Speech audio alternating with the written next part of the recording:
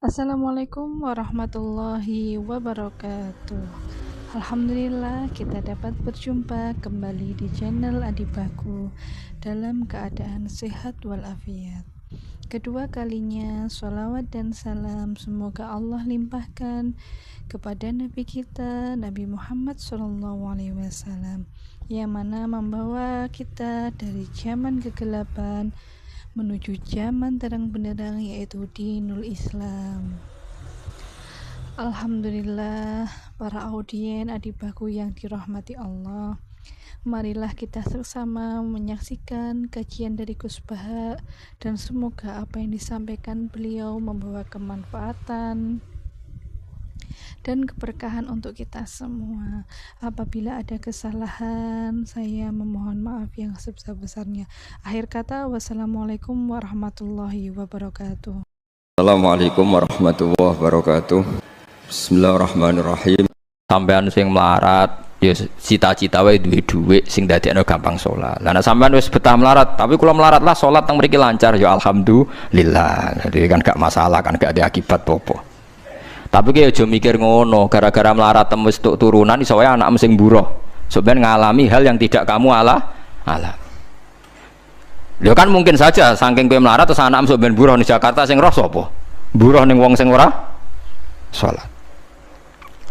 Aja kok mentang-mentang kowe saiki gak ngalami, gak mikir anak lha iku termasuk harus kamu pikirkan juga. Niki syariat. Kowe kudu mikir apa wal yakhsal ladzina law taraku min khalfihim napa dzurriatan diafan khaufu alaihim, tetep kudu mbok pikir. Mulane ketikane Kanjeng Nabi beja-bejane wong iku sing duwe dhuwit utawa pangkat sing yutahassanu bihi min dini, sing iso nggo bentengi napa agama. Lah nek kowe nglakoni ngono demi anak iku tidak ngurangi zuhud. Bahkan kok Nabi Khidir dadi panitiane anake sampeyan. Iku sing diceritakno ning Ashabul Kahfi. Ketika ana cah cilik anake wong soleh, abahe kabundut. Abahe sempat nyimpen emas batangan, keleng-eleng kene. Dadi dhisik ana wong soleh mati nyimpen emas apa? Batangan ora. Mboten niki emas batangan ora, Mas. Disimpen nang tembok. Suatu saat tembok niku badhe rubuh. Konsekuensine nek rubuh emas batangane konangan. Nek konangan dipek wong dolim. Lha ape rubuh ditata Nabi sinten? Khidir. Nabi Musa protes, wong karuan tembok ape rubuh kok mbok tata, padahal penduduk kene iku wonge nakal-nakal.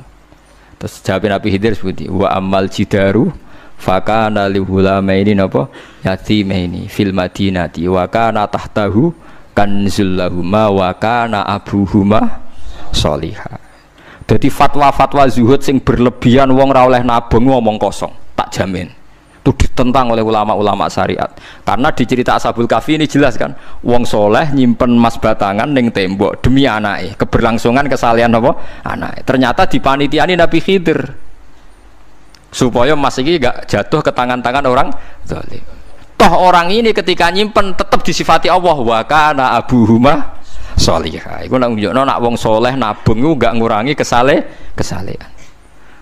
Tapi rasa mbok mafhum mukhalafah nek ora nabung ora saleh. Innalillahi wa inna ilaihi raji'un. Ora usah ngono, ora usah mbok jerok-jerok. Pokoke intine iku ana ayat wong saleh nabung iku gak ngurangi kesalehan. Wa kana abuhuma sholihah. Saiki wong do ora ngalim, sing fatwa zuhud berlebihan nganti wong sawangane duwe dhuwit dosa. Padahal mau dukung awake dhewe, paham nggih, sing fatwa ndukung napa? Awake dhewe. Keliru, pokoknya barang berlebihan keliru. Lah sing seneng donya berlebihan, nganti miliaran pun gak jelas hitungannya. Ya nak cara kula sak sedengan misalnya sak rugen mati ya warisan piro kan? 50 juta. Piro? Mesin bubut. Mesin bubut tak anake cek kangelan. Maksudnya cek kangelan ngerjakno. Nah Mas sak karek ngedol lho. Mboten sing bener ya emas utawi ya tabungan lho. Mesin bubut padha karo ngeke penggawean. Mboten kula setuju mbek fatwane Ibnu Khaldun karena berdasar sejarah itu enggak ada nabi kecuali dari keluarga terhormat. Nah terhormat itu tadi terus kata Imam Ghazali sebetulnya ndak harus terhormat kamu jadi presiden atau bupati. Ada adnal mal, ini rungokno tenan. Ada adnal mal atau adnal jah yang yutahassanu bihi min dini supaya bisa menjaga agama. Lah sekarang kalau pertanyaannya, gimana Gus kalau globalisasi itu tadi? Jangan-jangan misalnya kalau kita ngobong gereja di Indonesia misalnya, terus masjid yang minoritas di negara lain diobong sebagai balasan perlakuan umat Islam mayoritas di Indonesia, terus gentiran Islam sing minoritas di negara lain ditindak. Itu jangan-jangan kita termasuk sebab, dan teori itu juga sah. Wong pangeran yo mau tenan, cara ora pangeran yo kapok tenan mbek teori iku. Cara ora pangeran. Makanya niku nyata. Wong sahabat tuh jenenge sahabat anyar-anyar Islam nggih over. Kados Ruhin Mustafa seneng-seneng kula atau over. Saking overe bedina misoi gereja, misoi watu pangeran itu. Jancuk watu kok disembah. Pangeran opo watu jancuk watu kok disembah. Akhirnya wong kafir malah sepi jancuk pisan pangeran. Pangeran akhirnya kena kan. Pangeran ya pangeran Allah akhirnya kena. Akhirnya ono syariat anyar.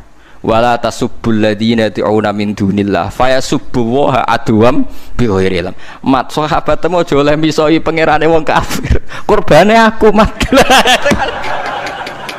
Jadi jangan kira semangat tuh. Misalnya kayak Ruhin terus semangat ngiyakno aku ora ngiyakno Kiai liya aku ora damuk kiai akeh. Dadi kabeh melane Nabi nate dawuh la yasubbur rajulu abahu. Wong jogeman misoi bapake. Sampai Nabi dibantah ya Rasulullah, wa hal yasubur rajulu abahu. Mosok tiyang misoi bapake piyambak. Terus Nabi jawab, ya subu abar rajuli fa yasubur rajulu abahu. Ya misoi bapake wong, akhire bapake dekne dipisoi. Ya mau misoi pangerane wong, akhire pangeranem dipisoi. Lah pangeranem ku sapa? Ora Allah kan? Nah, sistem global itu ya teori itu ya mungkin. Jadi kalau Anda berbuat baik sama agama lain, mungkin agama lain berbuat baik sama kita. Di negara yang saudara kita minoritas, kayak di Bosnia, di Rohingya, di Phuket, di macam-macam, di Mindanao, mungkin bahkan di Amerika. Wong kendel ning Pulau Jawa perlu ditakoki, kowe kendel mergo mayoritas apa mergo mergo jihad. Sampe tak ceritani ini kisah nyata kula ndek kanca khusuk era karuan. Nek nang ora salat giyeding era karuan. Islam apa Islam ra gelem salat ngene. Suatu saat dek niku uripe ra karu-karuan akhire pindah ning Irian Jaya. Ning daerah mayoritas Kristen. Bareng kenalan kabeh jenenge martune sapa Kristen-Kristen. Suatu saat kenalan mbek wong jenenge Kristen Abdul alhamdulillah padahal wonge ra salat. Mereka butuh tenan, butuhnya ketemu Islam, rasulah tak Allah, sementing apa? Islam. Terus dia ini sadar, bener jenengan, Gus, gue gedeng wong rasulah itu mergo ning Jawa, Gus. Bareng ning Sumatera, ning di daerah Irian. Gak iso gedeng, gue gedeng wong rasulah tak ning Jawa, jajal ke saiki manggon Amerika. Ketemu wong asal padha Islam ya wis seneng. Lah iya artinya hukumnya wong gak ternyata ada ruang dan apa? Waktu. Ya kok kowe darani bojo mayu mergo ora tau metu. Kayak ngono. Soreng metu mesti tak ngerti kan waduh. Dadi wong ora ono sing bener asline paham iki cerita. Wong asline ora ono sing bener. Angger ana pembanding ya takobal apa napa? Minna minkum takobal apa? Ya kan. Mulane nganti dadi guyonan kena apa wong tuwa kok asring bojone do ucul. Mergo sing lanang ndelok bojone wong liya. Lali bojone sing elek terus dibarno. Ya tenan sebagian yang ngono tenan. Wong akeh sing diamuk sing lanang. Wong kok ayune ngono. Ngomong apa, Pak? Lha niku kanca kula tenan. Ngomong apa, Pak? Ya jujur wae jare sing lanang jawab. Masa wong jujur gak oleh jare apa? Wong jujur apa? Lah saiki sampean mulai mikir. Nak saiki ning Jawa ana wong Islam gak salat. Oke, kita gedeng atas nama fitrah agama. Roh wong minum ya gedeng. Tapi sebagian gedeng kita memang masalah kondisi. Buktine hal yang sama kowe ketemu Islam ra salat nak kowe ning Irian Jaya mbok ning Timor Leste kowe seneng. Pira-pira ketemu padha napa Islami. Senajan to ora napa ora salat. Iku mulane bener sak dhuwur-dhuwure ilmu wa faqa kulli dzi ilmin napa alim. Sak dhuwur-dhuwure wong alim mesti ana wong alim. Saya itu baca teorinya Imam Ghazali, Ibnu Khaldun, terus teorinya Salahuddin Al-Ayyubi, memang teori itu saling pembanding dan itu mesti kesimpulan saya tadi walau la dafwa hinnasan apa ba'dhum bibadin. Jadi semua teori ini saling melengkapi. Nggih memang kalau ketika kita dewa-dewa no fakir, zuhud, enak, tanpa hisab ini seakan-akan kita senang fakir. mergo bebas hisab. Nah, tapi nak ndelok randi kekuatan bergening ambek non muslim terus kowe ape salat kangelan. Lho nggih to, misale sampean buruh ning Jakarta. Posisi buruh, majikan ra salat kon nyupiri, wae salat ra mandeg piye apa. Nah, tapi nak kowe sing majikan buruh ora salat. Wae mandeg kowe salat. Ayo malah salat, anutlah ora paham lah wis makmum. Gak tak pecat, selesai kan. Oh, tetap gara-gara melarat itu tetap ra iso aqamus salat. Mulane ngaji ku sing imbang ya, aja pengagum kemiskinan. Melarat itu rasa mbok kagum-kagume biasa ae. Tapi aja mbok gedhingi dosa kowe kualat wong melarat ku napa? Gedhe wong melarat apa? Dosa.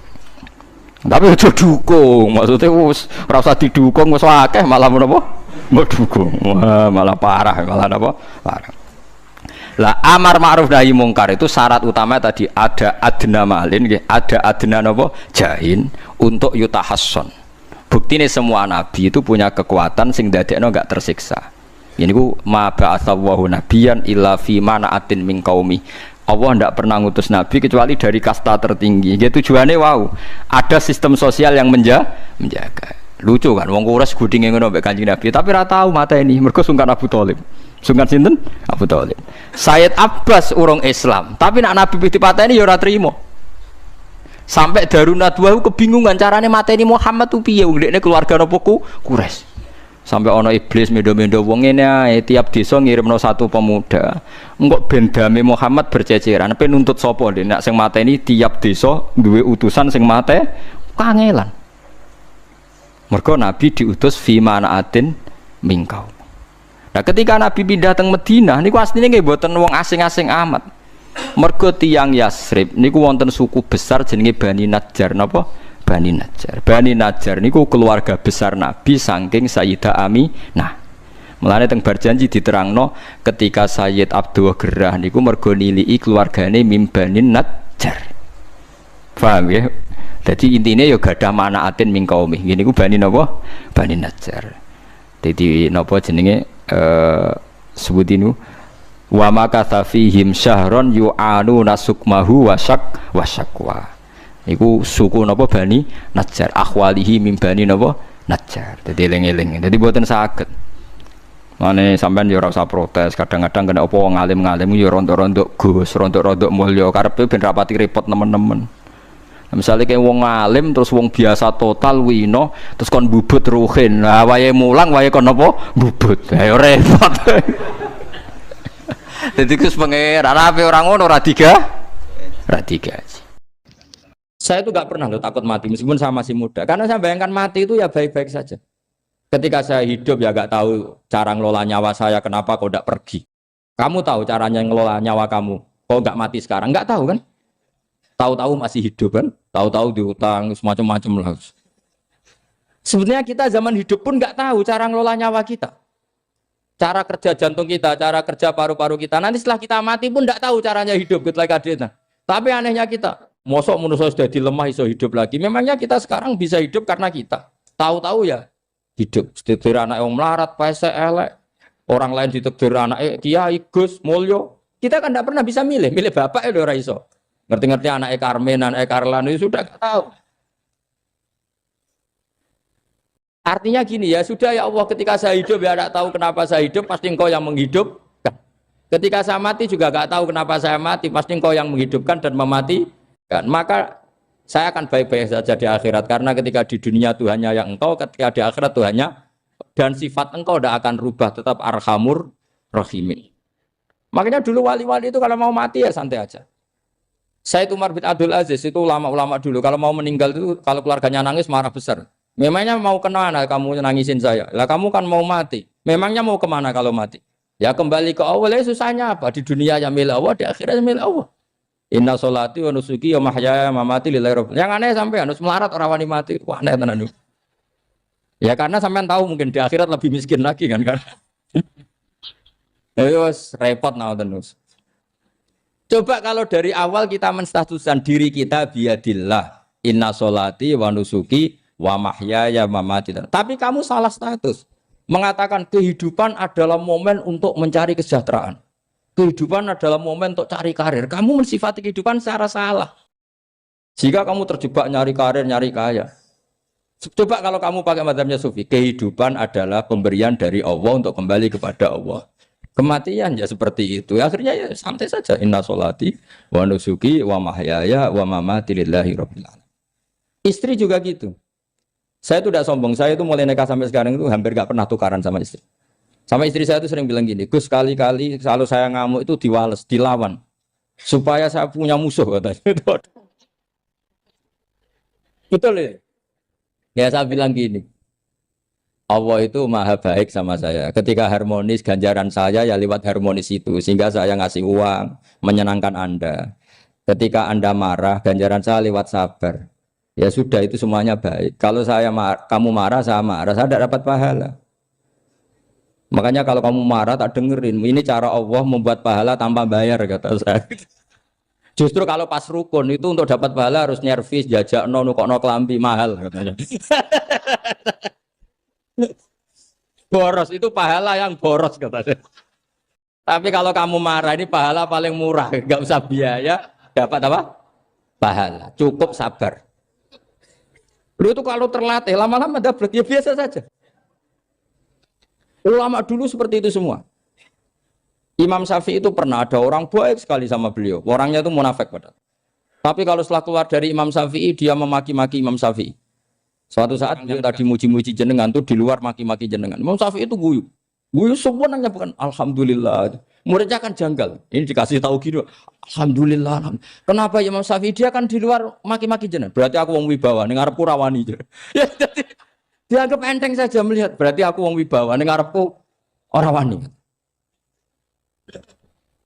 Ya sudah. Terus ketika ditanya, tapi itu kan bahaya bagi Anda karena memfitnah Anda gini-gini. Kata beliau, zaka Allah.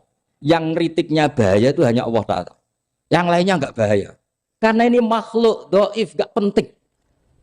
Loh kamu sampai tersisa dikritik orang karena kamu nganggap makhluk itu penting. Ini gobloknya sampean. Goblok segoblok-gobloknya.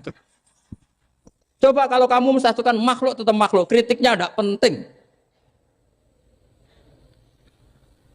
Selesai kan? Selesai enggak? Ini problem Anda tidak wali itu. Kalau dikritik ya susah. Makanya tidak wali itu problem menurut saya. Makanya saya enggak ingin enggak jadi wali itu kan. Karena hanya wali yang hidupnya itu la khaufun alaihim wa lahum. Ya. Orang dulu tuh semudah itu hidup. Gampang sekali. Dulu ceritanya di antara ceritanya manakibnya Sayyid Ja'far Shadiq itu, kalau ada orang memaki-maki dia itu dikirimi hadiah. Kenapa ya? Karena kebaikan kamu telah kamu berikan kepada saya, ini hadiahnya. Sampai malu yang kritik itu. Kan kalau orang rasani itu kan kebaikannya dikasihkan sama yang dirasani. Lah kamu kan ngajinya seperti itu, tapi dirasani kok susah. Harusnya kan kasih aja, ditransferi saja. Alhamdulillah. Ya karena kita salah menamain tadi. Sing rasani pembenci. Pembenci itu bahaya. Sehingga kamu mereaksi secara serius. Coba kalau kamu pakai hukumnya Allah dan Rasul. Pembenci itu pemberi kebaikan. Istri marah adalah pemberi kebaikan. Ada yang berani mulai meraktekan. Latih begitu terus. Insya Allah nanti hidup kamu barokah. Itu sebut wa'allama adamal asma. Dan itu yang diajarkan Rasulullah. Rasulullah itu kalau ngajarkan hidup itu gampang sekali. Allahumma ja'alil hayata ziyadatan li fi kulli khairin wal mauta rohatan li min kulli syarrin. Jadi kalau kita hidup anggap saja peluang untuk nambah kebaikan. Kalau kita mati anggap saja akhir dari semua potensi kejahatan kita. Anda sekarang mungkin tidak zina tapi potensi zina. Anda sekarang tidak korupsi, potensi korupsi. Anda sekarang tidak selingkuh, tetap potensi selingkuh. Lah, anggap saja kalau mati berarti akhir dari segala potensi itu. Alhamdulillah. Makanya saya tuh nggak pernah takut mati. Karena saya misalnya setiap saat mati ya saya nanti akan bilang, ya Allah, ini sudah mau mati berarti mau akhir dari segala potensi keburukan saya. Alhamdulillah. Makanya itu ulama-ulama dulu kalau ada preman mati, saya guys, tonggone ra gelem muni saya. Walau preman kurang ajar, saya guys, tonggone tetap ra gelem muni saya. Padahal kiai ini muni, saya guys pun mati, pun mboten sakit macam-macam niki pasti. Karena dia dengan mati berarti rohatan mingkuli syarrin, keburukannya tidak terulang lah. Lah keburukan enggak terulang lagi itu saya apa buruk? Saya. Makanya kiainya minta saya ge niki tonggone cek menengae. Saya ge menengae. Makanya suatu saat kalau ada gitu kamu harus bilang apa? sae, pun mboten jahat malih pun mati. Jadi kayak apa coba? Coba sekali-kali statuskan kalau al hayat adalah ziyadatan lana fi kulli khairin. Al maut adalah rohatan lana min kulli syarr. Sehingga kita hidup ya happy, mati juga happy, gak masalah. Terus kayak misalnya mendingin, tapi anak bojoku piye? Memang selama hidup anak bojomu bahagia. Petoke ya tambah musibah ya, Cok. Malah sombong lagi kamu, seakan-akan kamu Tuhan yang bisa mensejahterakan manusia. Wong isih urip kok bojomu wis ndonga muga-muga nang mati malah.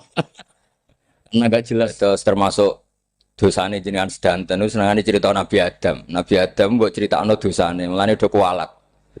Wong nyeritakno bapake kok nyeritakno napa? Dosane. Mulane kata kiai kualat, wong bapake kok diler-ler napa? Dosane. Mulane nak cerita Nabi Adam ini kedah sempurna. Terus niki kula cicil juz tunggal napa wa 'allama Adamal napa asma.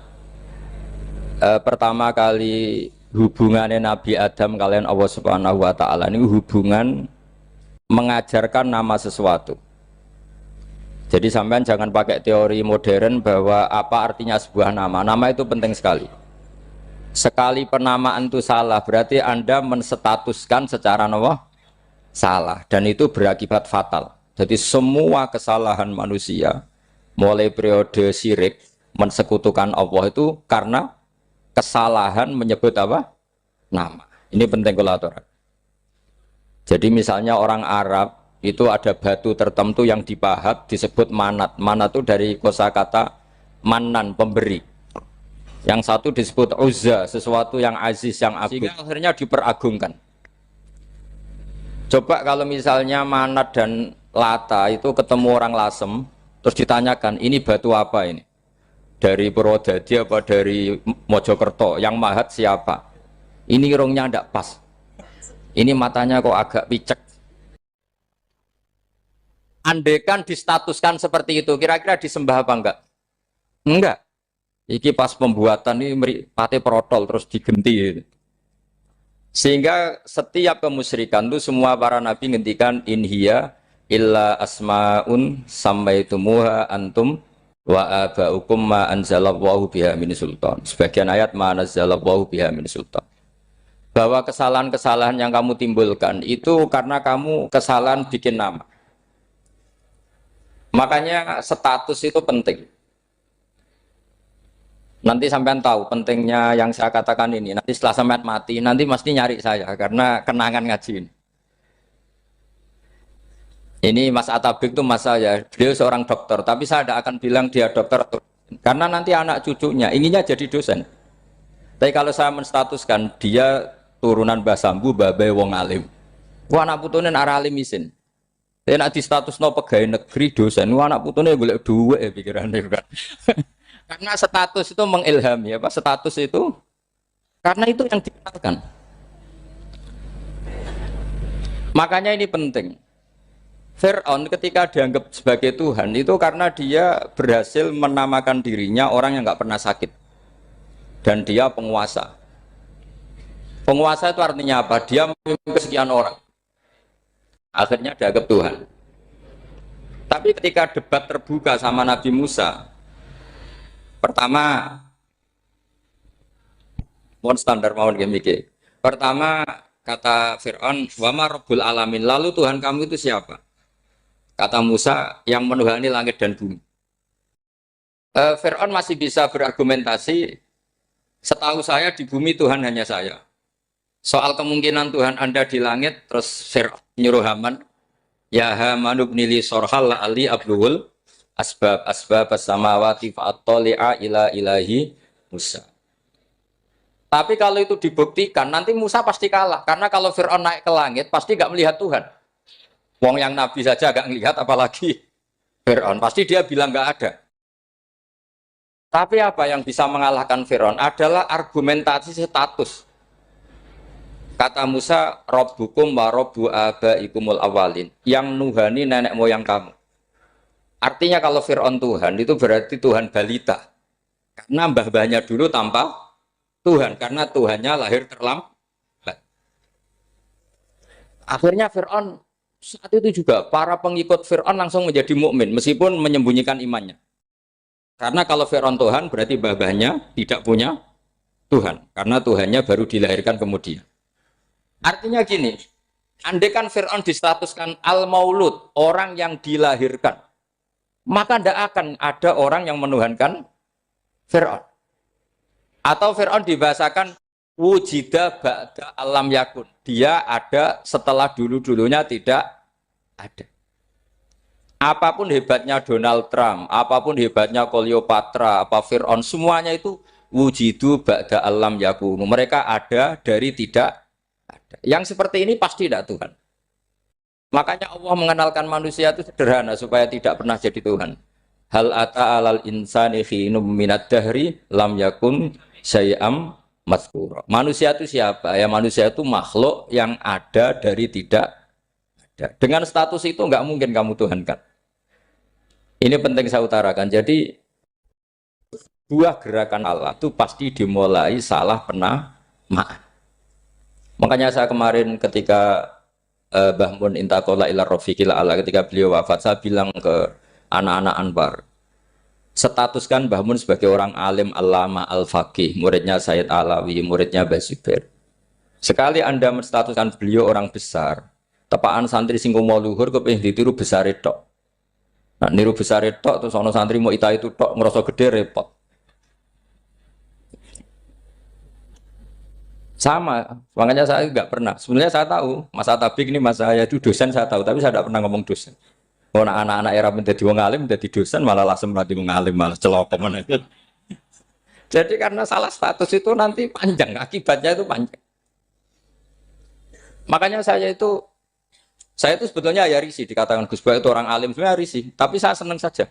Sing seneng benir walime, sing hasut takjak kompetisi. Jadi nikmati ya. Jadi sing seneng benir walime, sing seneng itu hasut takjak kompetisi, takjak maca tafsir, naram riang ya. Ungkono paling maca primbon mek terjemah. Ya. Ini penting, jadi itu yang disebut wa'allama adamal. Makanya Allah itu mengkritik semua kesalahan manusia dimulai dari salah penamaan. Makanya saya kemarin Pak Pilpres sering bilang, kalau presidennya ini maslahat, kalau enggak ini enggak maslahat. Mana ada kemaslahatan ditentukan hanya oleh seorang presiden.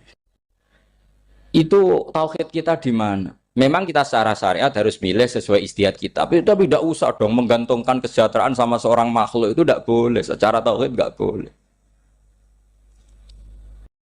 Makanya ini penting sekali. Jadi nggak boleh orang salah nama. Kita tetap memilih presiden, milih kiai, milih siapa saja, tapi tidak boleh menstatuskan manusia sama dengan status Tuhan. Itu bahaya sekali dalam ilmu tauhid. Saya teruskan ya. Nah ini sekaligus latihan tauhid sama latihan tafsir ya. Sampun nggih. Kula terusno malih. Pun santai mawon. Kula ki ikhlas ora ngarah gelo santai mawon.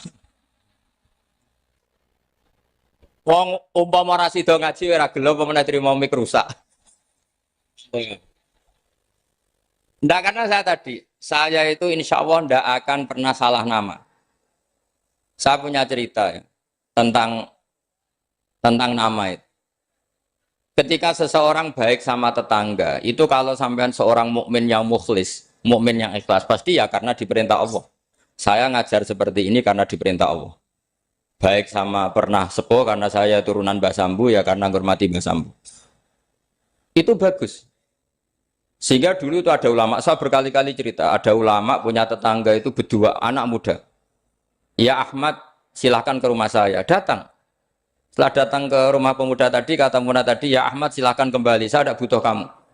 Kembali Imam Ahmad, dan santai saja. Setelah kembali sekian menit dipanggil lagi, ya Ahmad saya jadi butuh kamu, datang ke rumah saya, datang lagi. Setelah datang, saya tidak butuh kamu, silahkan pulang. Pulang sampai 3 kali. Itu Imam Ahmad senangnya bukan main, kelihatan ceria senang. Lama-lama muda ini tanya, ya Ahmad kenapa Anda tidak tersinggung, bukankah itu menyakitkan? Enggak kata saya. Tapi saya akan menyebalkan. Enggak kata saya. Kata Imam Ahmad. Kenapa aja? saya ini diperintah sama Allah, kon apik mbek tangga. Dadi nek mbok undang ya teko. Mbok kon mulai ya mulai. Alhamdulillah iso nglakoni perintahe Allah. Dadi aku ora ono hubungane mbek kowe. Sehingga orang itu gak bisa didikte oleh di sekelilingnya karena ya hubungannya langsung sama Allah Subhanahu wa Ta'ala. Jadi dulu tuh orang jadi wali itu segampang itu. Kalau kamu kan enggak, hukum tentang tetangga itu kamu kayak orang kapitalis, kayak orang komunis, pakai teori sosial. Nak diapi yo apik, dielek yo elek.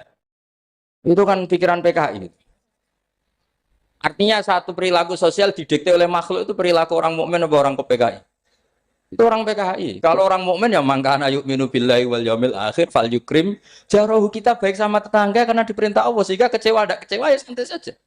Imam Ahmad katanya, "Kenapa engkau tetap ceria?" Aku ora urusan mbek kowe, urusanku mbek pangeran. Pangeran ngutus sampe mbek tonggo. Saya ulang lagi ya, terus tentang napa wa allama adamal asma. Jadi andaikan seorang manusia melakukan kebaikan karena dia makmur, amarahu wa. Kita diperintahkan Allah baik sama tetangga. Ya biasanya tetap seperti itu. Kita diperintahkan Allah baik sama, sehingga ketika ngalami kayak yang dialami Ahmad, kita santai saja. Ketika kita datang bi amrillah, ketika kembali ya bi amrillah, sehingga ya sudah kita dapat pahala. Tapi kalau kamu kedikte secara sosial, maka kamu akan menjadi orang murahan, yaitu seorang ulama didikte oleh anak muda yang kampungan. Justru kita kalah kan, kita kampungan sekali karena kita ulama senengnya kalau disenengkan orang, mangkelnya kalau dimangkelkan orang. Artinya apa? Kamu didikte makhluk. Itu kerennya di mana coba? Kerennya di mana? Enggak ada sama sekali. Apalagi yang dikte trimo canom sing goblok sing desa. Kamu seorang ulama besar. Tapi kalau kamu hubungannya dengan Allah, dia muji kamu, alhamdulillah dipuji. Dia memaki kamu, alhamdulillah dapat pahala lewat jalur sabar. Kan santai saja. Sehingga saya berkali-kali bilang, setan itu untungnya tidak pernah ngaji saya. Kalau ngaji dia pasti ngerusak metode, merubah metode. Tapi saya tadi berdoa supaya ngaji ini gak didengar setan. Setan itu ya goblok betul. Setan itu kan suka ya kalau anaknya kiai, cucu kiai dibikin konflik. Dia ngiranya dengan konflik pondok itu tidak solid. Ternyata enggak. Misalnya masa tabik konflik sama keluarga, Bani Lasem, terus ada yang minggat ke Papua kemana-mana. Namanya turunan kiai di mana-mana terbikin pondok, bikin masjid. Yang dulu masjid hanya ada di Lasem, barokahnya tukaran ada di mana-mana. Lah itu namanya setan itu salah perhitungan apa? Makanya gobloknya dia itu udah ngaji saya. Kalau ngaji tak kasih tahu itu bahaya itu. Bikin konflik itu bahaya. Iya betul. Islam ada di Indonesia itu ya barokahnya konfliknya sahabat. Sayyidina Ali dan Sayyidina Muawiyah itu konflik. Banyak sahabat netral yang ingin menghindari itu mau ke Cina. Di Selat Malaka sebagian terdampar, terus ada yang ke Aceh, ada yang ke Sumatera. Namanya Sayyidina Ali. Makanya awal Islam di Indonesia dimulai saya Yusuf Baros itu. Kalau Timur Tengah nggak ada tukaran tuh nggak ada, Islam menyebar kemana-mana. Nah setan ngiranya kalau sahabat tukaran itu nanti kacau. Ternyata enggak, malah Islam menyebar kemana-mana, barokahnya tukaran. Dulu Solo karena konflik ya banyak ulama yang ke Lasem kemana-mana gara-gara Solo nggak kondusif. Akhirnya kayaknya keduman basambu, keduman macam-macam. Sedungak nemawon kiai tukaran terus betul apa-apa. Yang penting ora bacok-bacokan, rasan-santetan wis. Pokoknya rasan-rasanan ringan ya sudah itu bagus. Memang Allah bikin seperti itu. Tidak apa-apa. Kata Allah wala yazaluna mukhtalifina illa man rahima rabbuk. Kata Allah walidzalika khalaqahum. Ikhtilaf itu barokahnya masyaallah. Kalau saya setuju pendapatnya Mas Atabik, saya jadi dosen. Nanti yang ngaji tafsir siapa? Tapi kalau dia setuju saya, dia jadi ahli tafsir, yang jadi PNS siapa? Ya sudah, barokahnya khilaf. Dia jadi PNS, dia dapat gaji. Tapi gaji itu bisa dihitung. Kalau naik harus tambah prestasi. Kalau saya kiai min haitsu la yahtasib, pasti cepat kaya saya. Karena rezekinya kiai itu tanpa batas. Makanya haji saya itu plus. Saya itu tidak kaya, tapi haji saya haji plus. Masa tapi paling reguler. Karena rezekinya kiai itu min haitsu la yahtasib. Makanya saya pernah disoal sama teman-teman dosen di UI. Bapak kok berani pulang ke Rembang? Kiai itu kan rezekinya agak jelas. Kata saya justru gak jelas itu bagus. Kalau sampean kan konsisten segitu nilainya, kalau saya enggak. Kata saya. Jadi tak nikmati saja. Karena saya hamba Allah, bukan hamba negara. Kalau hamba Allah ya gaji Allah. Kalau hamba negara ya negara itu negara sama Allah kayak mana? Allah ya sudah pinter berarti sudah. Jadi jangan pernah kita ini salah nama. Kalau salah nama itu bisa panjang. Makanya ada wali itu kalau dongo itu rontok kriminal, tapi malah pangeran seneng. Sampai dalam riwayat itu innahu yudhikuni al-yauma salasamarat. Wali itu bisa menertawakan saya 3 kali. Itu kata Allah. Itu kalau dongo itu agak kriminal, tapi mesti mustajab. Tapi kalau kamu niru sudah tidak mustajab, karena ini KW, copy paste. Itu kalau dia datang ke Raudhah itu bilang gini wali tadi, ya Allah, saya ingin jadi orang baik. Jika engkau turuti doa saya, maka surra habibuk, kekasihmu ini menjadi senang. Tapi jika saya jadi orang jelek, surra aduwuk, yang senang itu iblis. Sekarang milih mana jenengan, menyenangkan kekasih kamu atau menyenangkan musuh kamu? Itu semua riwayat. Terus kata Allah bilang ke Nabi Muhammad, karena wali kan ada alam roh. Wis kandhani wis mustajab, coba leni itu kayak gue. Segampang itu wali punya hubungan. Saya ulang lagi ya, tapi jangan ditiru. Karena kamu tidak wali, nanti setelah wali niru gak apa-apa. Ya Allah, saya ini ingin jadi orang baik. Kalau saya jadi orang baik, maka surra habibuk, kekasihmu menjadi senang. Kalau saya jadi orang buruk, surra aduwuk, musuh kamu menjadi senang. Tinggal engkau lah sekarang sebagai Tuhan, senang menyenangkan kekasih kamu, menyenangkan musuh kamu. Ya tentu Allah pilihannya kan senang menyenangkan kekasihnya. Terus kata Allah sudah sampai situ aja doanya, jangan panjang-panjang, baca-baca malah repot. Semudah itu mereka hubungan dengan Allah Subhanahu wa taala karena mereka tidak pernah salah nama. Kalau kita kan tidak. Kita tidak mesti walinya, tidak mesti istiqomahnya, kiai saja karena diangkat MUI, bukan karena kiai betul, atau diangkat di struktur kepengurusan NU. Terus doa pakai namanya sendiri, ya Allah, saya ini ngitmai agama sudah lama, mbok ya Allah, saya ini jadi gini-gini. Status kamu itu belum ada di arsy. Ini penting saya utarakan, jadi nama status itu penting sekali. Sehingga semua kesalahan saya ulang lagi itu karena status. Ini penting saya utarakan karena sekarang itu banyak nama itu disepelekan.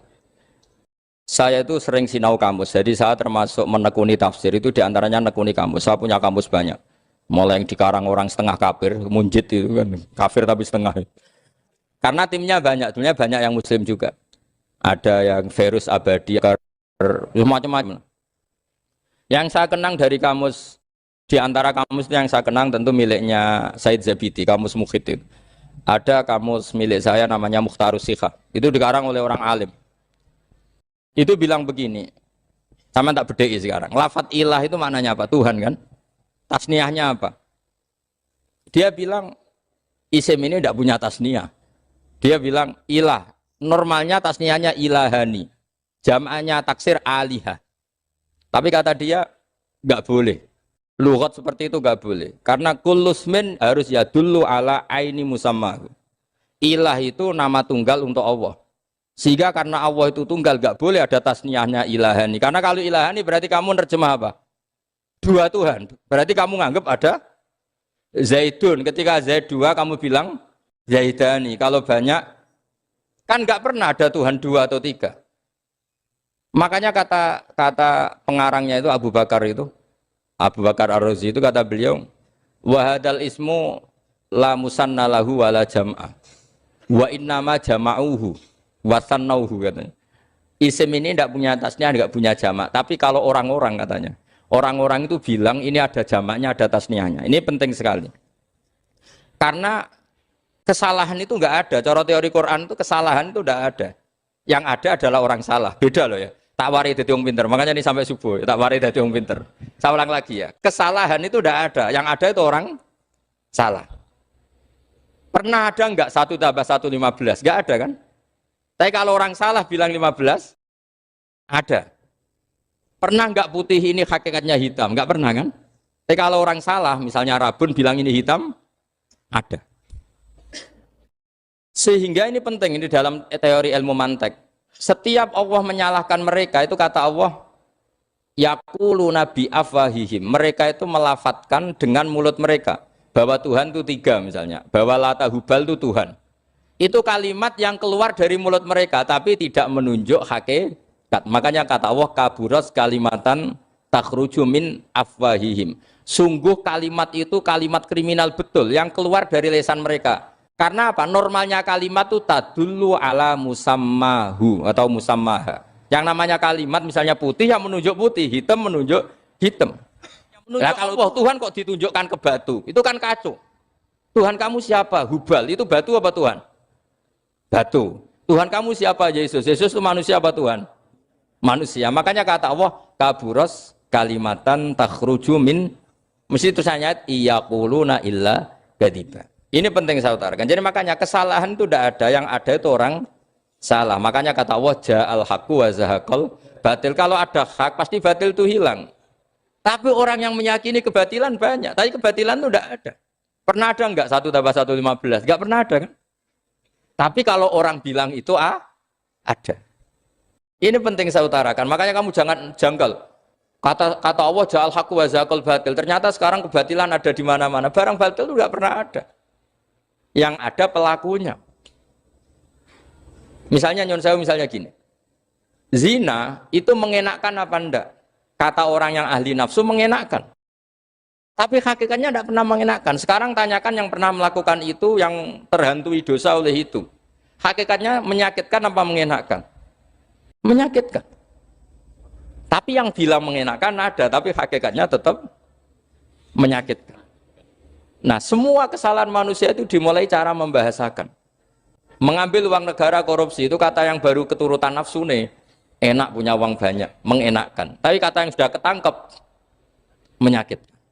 Nah faktanya korupsi itu dihisap sampai akhirat. Statusnya itu menyakitkan apa mengenakkan? Menyakitkan. Andai kan orang menstatuskan korupsi menyakitkan, maka akan menjauhi korupsi. Makanya semua kesalahan itu dimulai dari salah memberi nama. Ini penting saya utarakan supaya kamu kalau menafsirkan Quran itu nanti terus benar. Makanya setiap kesalahan kata Allah apa? Kaburos kalimatan takhruju min afwai. Nah kalau kalimat itu nyata, kata Allah kalimatu haqqin aliyana hya wa aliyana mut wa aliyana nub'as. Atau katanya istilah pangeran dzalika bi anna wal haqqu wa nama yatuna min dunihi wal batil. Nanti terus urut, sampean baca Quran nanti bisa kayak saya, urut, konsisten. Yaitu tadi. Misalnya Fir'aun itu orang pakai status yang diajarkan Allah ke kita. Fir'aun adalah wujida ba'da alam yakun. Fir'aun adalah makhluk yang sekarang ada, tapi dulu-dulunya tidak ada. Padahal sebelum ada Fir'aun sudah ada bumi, ada langit, ada matahari. Sebelum ada Yesus, ada Isa, sudah ada bumi, ada matahari. Artinya apa? Zaman langit bumi ada, penyebabnya Isa apa enggak? Enggak kan? Karena dia ada setelah adanya langit dan bumi. Fir'aun juga gitu. Yesus juga gitu, semuanya begitu. Makanya Allah mengajari kita apa? Hal ata alal insani hinum minad dahri lam yakun syai'am madhkura. Katakan manusia itu siapa? Manusia adalah makhluk wujud yang dulu tidak ada. Sekarang banyak enggak orang yang sudah kaya sebelum Pak Jokowi jadi presiden, sebelum Pak SBY jadi presiden, sebelum Pak Karno jadi presiden? Banyak enggak yang sudah kaya sebelum? Banyak kan? Artinya yang mengkayakan itu presiden Pak Allah. Allah. Sekarang kamu miskin, kamu nggak bisa nyalahkan Pak Jokowi. Sebelum Pak Jokowi presiden kamu sudah miskin. Ya, artinya yang memiskinkan itu presiden apa takdir? Takdir. Makanya wa anna ila rabbikal muntaha wa annahu adhaka wa abka wa annahu amata wahya wa annahu khalaqaz zawjaini dzakara wal unsa. Jadi kita miskin ya karena kehendak Allah, kita kaya kan semua itu karena Allah. Tapi kita terjebak hukum modern. Nak presiden iki sejahtera, nak iki ora. Ya mungkin secara bahasa syariat mungkin ada benarnya, tapi kita ini kan dilatih ilmu hakikat. Tak ulang malam 13 Dzulhijjah masuk ilmu cek syariat tok. Kok gak pinter-pinter banget cek gobloke kan gitu. Kenapa nama itu penting? Begini. Alam yang dipakai Quran, alam itu nama ya, alam mangkul. Semua alam. Wah nanti subuh tak jamin pinter nih. Tapi saya tetap mau setengah jam. Karena saya tahu sampai subuh pun kira-kira ya tidak pinter, jadi ya setengah jam. Jadi nanti kalau kamu ditanya, kenapa tidak pinter? Mari Gus Bak mulangin setengah jam. Punya alasan. Kalau sampai subuh kok gak pinter kan? Goblok banget nanti subuh orang pinter. Ya nak orang-orang bilang gitu. Lah anak saya ngomongin, oh mesti salah metode, gurunya yang salah. Diulang orang pinter-pinter, mesti salah sih mulang gitu. Malah repot lagi nanti. Saya beri satu teori bahwa nama itu penting. Rasulullah itu pernah guyon gini. Ini guyon betul ada di hadis Sahih, ada di juz 3 di kitab Bukhari. Allah itu kalau ingin bully, Allah itu suka bully, suka goda orang. Kalau ingin bully orang kafir itu menamakan kekasihnya namanya Muhammad. Makanya Nabi pernah guyon. Ala ta'jabuna kaifa yasrifu wa an lisatma quraisin wa la'nahum. Kenapa Anda enggak pernah berpikir bahwa Allah begitu mencintai saya sampai bikin nama untuk saya itu nama yang membingungkan semua orang kafir. Karena kalau Abu Jahal nyari Muhammad mana itu kalau kamu tahu bahasa Arab, berarti artinya kan orang terpuji mana. Padahal Abu Jahal itu menghindari kata orang terpuji. Jadi bingung dia. Muhammad kamu jancuk, coba kamu terjemah. Wahai orang terpuji kamu. Itu kan kado semua. Makanya Allah itu suka bully. Jadi kata Nabi Muhammad, kamu tahu betapa Allah itu mencintai saya dan bikin bingung orang-orang yang menghujat saya. Karena mereka kalau menghujat saya tetap menamai Muhammad. Itu coba kalau kamu tahu bahasa Arab, mana Muhammad orang yang berarti kira-kira kalau Abu Jahal Misa itu jancuk kamu Muhammad. Berarti artinya apa? Wahai orang terpuji, kamu jancuk. Ini kalimat yang kacau kan? Akhirnya Abu Jahal pinter. Kalau nyari Muhammad bilang gini, ya mudammam, enal mudammam. Makanya kata Nabi, yastamuna mudammaman wa yal'aununa mudammaman wa ana Muhammad. Akhirnya Abu Jahal kalau nyari Muhammad, enal mudammam, mana orang yang tercela? Akhirnya orang-orang tanya, mudammam itu siapa? Muhammad itu loh. Akhirnya ada keliru lagi. Ya Muhammad itu loh. Akhirnya ya bilang Muhammad lagi. Jadi kayak apa? Makanya itu saya mangkal kalau sama orang dan anaknya Kiai jenenge Agus karena ya tetap diceluk Gus. Karena ya saya itu punya teman itu gak Gus, mangkalnya bukan main sama anaknya Kiai. Dia punya cita-cita anaknya nanti dinamai hanya Agus saja. Supaya semuanya manggil. Terus nanti yang hasut ya bilang Dus. Kayak kemarin pas Pilpres itu macam-macam.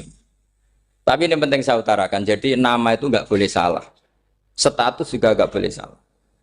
Makanya saya ingin misalnya anaknya Kiai kok jadi pejabat, ya sudahlah jabat itu. Saya betul, saya sampai sekarang dengan Gus Yasin itu ya tetap nyucup. Saya bilang ini putra guru saya, ini Gus saya. Saya tidak pernah membahasakan beliau wakil gubernur. Bahayanya nanti suatu saat, oh ini mantan, kan repot. Jadi ini penting, status itu penting. Orang sekali salah status itu bahaya, ke depan itu bahaya sekali. Karena tadi saya bilang, tadi misalnya banyak kan anaknya orang-orang alim alamah, terus anak cucunya jadi dosen atau jadi doktor gitu. Terus ini yang jadi status.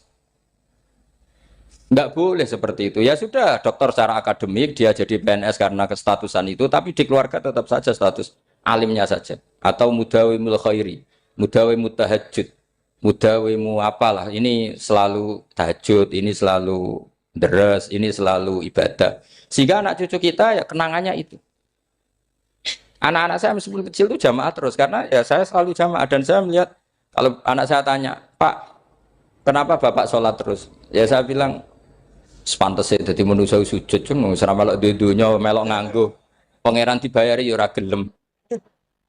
Kata saya gitu, wong nganggo wong ya bayar. Lagi nganggo bumine pengiran ra bayar wis anggap aja sujud itu bayar kata saya gitu. Sehingga merasa sujud itu satu identitas. Ini penting saya utarakan karena tadi saya betul-betul mengenang istilah Allah wa 'allama Adamal asma.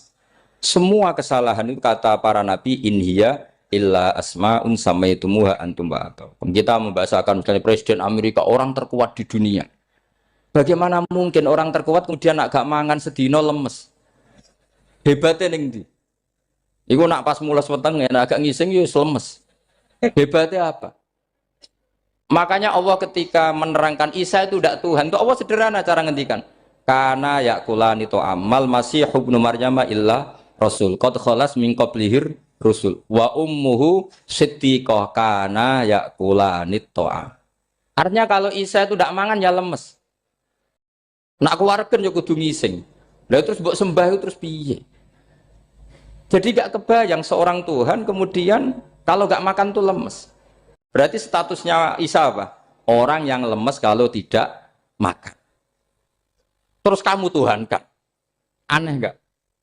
Aneh. Jadi andikan manusia dengan status yang diterapkan Allah, yang distatuskan Allah itu pasti tidak ada yang salah. Karena yakulanit ini saya cicil juz 1 wa allama adamal asma. Makanya kata Rasulullah Allah tak jabuna kaifa yusrifu wa anisat ma quraisin wa dhamma. Ini penting, nama itu penting. Karena sekali nama ini salah, coba misalnya orang sepakat darani Fir'aun itu wujida ba'da alam yakun. Fir'aun itu ada yang dulu-dulunya tidak ada. Hal ata alal insani hinum minad dahri lam yakun sayam mat. Coba kalau kamu melihat sekarang kamu hidup itu apa? Untuk sujud. Sujud itu murah, gampang. Untuk mengenal Allah. Allah itu gampang kita kenal. Karena Allah itu adharu minad dhahir. Adharu dhahir itu Allah. Zat yang begitu jelas. Lah mati itu mau apa? Ya menuju Allah. Hidup menyaksikan Allah, mati menyaksikan Allah. Itu nyaman. Yang menjadi tidak nyaman karena kamu salah bikin status. Hidup untuk menggapai cita-cita, untuk sukses. Tek wong komunis yo muni ngono, lonte yo muni ngono, copet yo muni ngono. Rumang samu sing men bahagia aku ya tok. Rumah samu sing men duwe akeh ku tok. Coba copet kamu tanya, kenapa kamu nyopet? Ingin punya uang banyak. Terus kiai tak kok sering dakwah kena opo? Repot to. Ngajape ngono maksudnya. Tapi nak jawab dakwah nyebarno Islam, aku ora dibayar apa-apa. Waras berarti, napa? Ini penting saya utarakan, makanya saya itu mau ngajar itu diantara itu. Al ismu ya dulu ala musamma. Maka itu hebatnya Quran. Quran itu ketika menjamakkan kata ilah itu diulang. Qul law kana ma'ahu alihatun kama yaqulun kata Allah. Karena lafadz ilah itu tidak boleh dijamakkan. Itu jamak kriminal. Loh kok tidak kriminal gimana coba? Kalau Zaidun itu satu, boleh enggak kamu mengatakan ja'a Zaidani? Enggak boleh kan? Kalau Zaidun satu, boleh enggak kamu mengatakan ja'a Zaiduna? Enggak boleh kan? Sama ilah itu satu apa dua? Satu. Boleh enggak kamu katakan ilahani, dua Tuhan? Enggak boleh. Makanya Allah kalau mengatakan alihah itu qul law kana ma'ahu alihah, andekan. Lau itu andekan. Itu aja masih ditututi kama yaqulun, sebagaimana mereka katakan. Karena lafadz ilah itu tidak pernah punya jamak alihah. Makanya Allah mengatakan qul law kana ma'ahu alihah, masih ditambahi kama yaqulun, tapi itu kata mereka kira-kira gitu. Maka kenangan saya sama Mbak Turekan, saya ini masih pernah cucu sama Mbak Turekan karena saya mbah saya kandung namanya Fatimah, itu abahnya itu orang sini, Fakhriyas itu. Ibunya itu orang Kudus, makanya saya ini ya turunan Kudus, turunan Nas. Itu kalau Batu Rehan, kalau hari kematian Yesus, itu kan ditulis hari wafatnya Yesus. Batu Rehan kan tentu meyakini Yesus itu Isa itu tidak mati tapi makanya di kalender Kudus sampai lihat itu kan, matinya Sibah Isa kan ada dalam kurung Sibah Isa. Jadi yang mati itu Sibah Isa. Karena kalau yang mati Isa kan menyalahi Quran wa ma qataluhu wa ma salabuhu walakin subyalah. Maka ditulis kematian Sibah Isa. Hanya Almanak Kudus, yang lainnya enggak karena sudah ikut bahasa nasional. Saya pernah agak bantah dulu, ya masih ditulis gini saja, kematian Yesus dalam kurung katanya. Jadi ono. Karena saya ini teori Quran. Quran itu kalau ada bahasa salah, itu diulang. Qul law kana ma'ahu alihatun kama yaqul. Karena enggak benar, jamak alihah itu enggak benar. Bagaimana mungkin sesuatu yang satu dijamakkan? Coba kamu bisa mengatakan Zaiduna karena Zaidnya banyak. Kamu punya tamu rojulun. Kalau orang banyak rijalun. Kamu melihat satu masjid, masjidun. Kalau masjid banyak, masjid. Masalahnya Tuhan itu tidak pernah banyak, mau satu. Makanya itu hebatnya kamus-kamus yang dikarang orang alim. Bahas tasniahnya ilahun itu lam yujad katanya. Tapi wajaduhu wasamauhu. Tasniah ini enggak ada secara hakikat, tapi mereka ada yang menjamakkan, yaitu mereka-mereka yang salah. Makanya tadi dalam ilmu mantek, kesalahan itu tidak pernah ada, yang ada adalah orang yang salah. Jadi kesalahan itu tidak pernah ada. Yang ada adalah orang yang satu tambah satu pasti dua. Enggak mungkin empat. Empat enggak ada, lima enggak ada. Tapi orang jawab salah, banyak. Nah, itu namanya ilmu. Ya, makanya yang namanya ismu itu mesti ya dulu ala musamma. Andai kan orang mengatakan Lata Uzza, ini batu yang dipahat oleh si A. Dulu pesennya di Muntilan, batunya dari Mojokerto. Dulu pas bikin tangannya protol terus disemen, dilakban. Bisa nggak jadi Tuhan kalau dengan status seperti itu? Fir'aun misalnya, dulu nggak ada, lahir ngompolan, tahu retoretan, ciliknya malah tahu tipes. Terus tua-tua jadi pangeran, aneh nggak tuh? Jadi semua, makanya setiap kemusyrikan itu kata Allah, in hiya illa asmaun samaitumuha antum wa abaukum ma anzalallahu biha min sultan.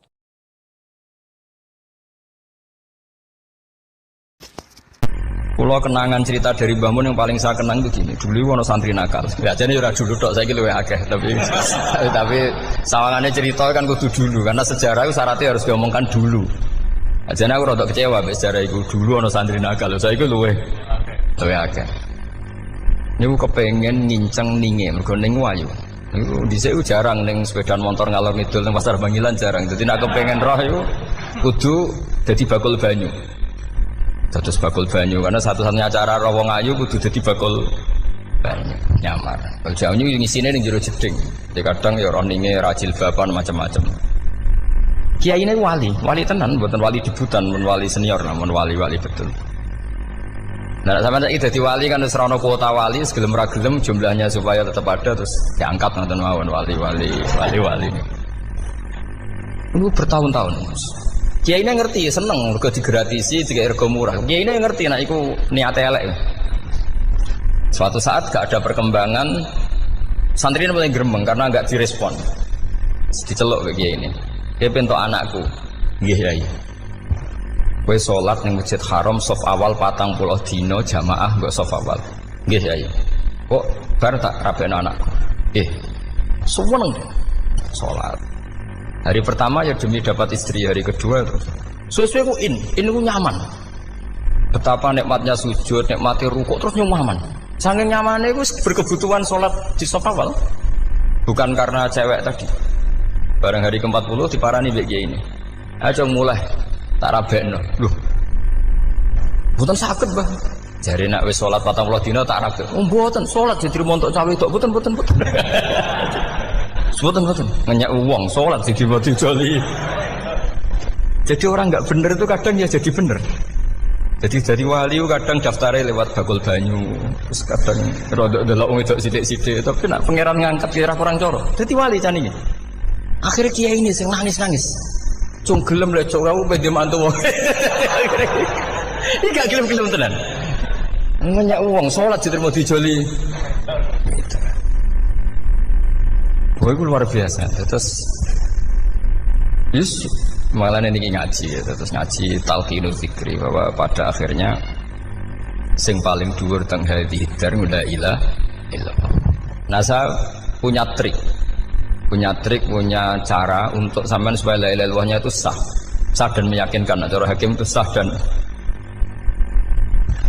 kitab yang sering dibaca Mbah Mun diantaranya untuk kalimat itu kitab Zadul Ma'ad.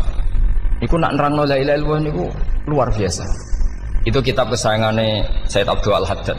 Beliau ngendikan di antara kitab kesukaan beliau selain Ihya itu kitab Zadul Ma'ad. Itu beliau kalau ngendikan bihadihi ya, maksudnya bihadil kalimah ussisatis samawati wal ardu. Jadi langit bumi dibikin. Jadi beliau mulai berpikir pertama gini, surga dibikin dengan segala kemewahannya. Itu bagi yang tasdik liman saddaqa bila ilaha illallah wa liman amana bila ilaha illallah. Neraka yang dibikin sebegitu ekstrim sampai anak wong dicemplungno ngenteni 70 tahun lagi ceblok. Wah, itu ora kebayang carane gawe. Entakno bego kan itu. Jadi barang nak diceblokno ning neraka itu cebloke tok ngisor ngenteni pinten? 70 tahun. Makanya kemungkinan keluar dari neraka itu kecil. Agak untuk syafaat itu kecil. Wong wis ora iso kebayang kan? Itu pun diciptakan untuk yang menolak dalil. Jadi surga dibikin ya lihadil kalimah, neraka dibikin juga lihadil kalimah. Jadi hadil kalimah itu mizan, ini ukuran. Yang nerima masuk surga, yang menolak masuk neraka. Hisab juga gitu, ada hisab itu ya karena kalimat la ilaha illallah. Orang kafir itu nanti tidak dihisab. Nah, cara Ibnul Qayyim, hadisnya nggih ngoten. Ulaikal ladzina kafaru bi ayatina rabbihim wa liqaihi fahabitas a'maluhum fala nuqimu lahum yaumal qiyamati wasna. Ya lucu tuh, masa Fir'aun dihisab. Kan sekarwan rokok kan. Jadi hisab itu nanti itu yang enggak jelas-jelas. Makanya sampean kudu hati-hati, itu potensi dihisab. Jadi yang jelas itu ada hisab. Masa kanjeng Nabi dihisab kan tidak mungkin. Nabi Ibrahim masa dihisab. Fir'aun masa di karena yang jelas surganya tidak dihisab, yang jelas nerakanya juga enggak dihisab. Tapi nak sing pengajian yo teko, dangdutan yo teko lah ini yang ini yang itu. Ya itu hisab itu. Dulu biskop yo bayar, mlebu masjid yo bayar. Cuma ada biskop 10.000, nak masjid 2.000. Itu ya hisab itu nanti. Jadi orang kafir yang karuan kafirnya itu istilah Quran fala nuqimu lahum yaumal qiyamati wasna. Nah, artinya ada hisab juga tolak ukurnya la ilaha illallah. Terus wa bihadil kalimah bu isatir rasul. Karena kalimat ini rasul diutus. Rasul diutus untuk melatih la ilaha illallah. Jadi kalimat ini luar biasa. Tapi setelah jadi tahlil terus yang mau coba ngantuk, berjumlah kakian kan terus akhirnya gak sakral. Akhirnya la ilaha dikomentari suwi temen. Pemenang nak sing mimpin tahlil wong tuwek terkenal suwi lagi tahlil dipimpin Mbah niki sing mburi mesti sambat wah suwi mesti. Itu kriminal kita, itu kesalahan kita. Kalimat yang harusnya jadi tolok ukur surga neraka itu ukurannya kalimat itu. Kemudian kita nganggap kalimat itu sebagai kalimat yang apa? Problem. Itu sampai ya. Makanya kalau suwon sing mimpin tahlil suwi-suwi.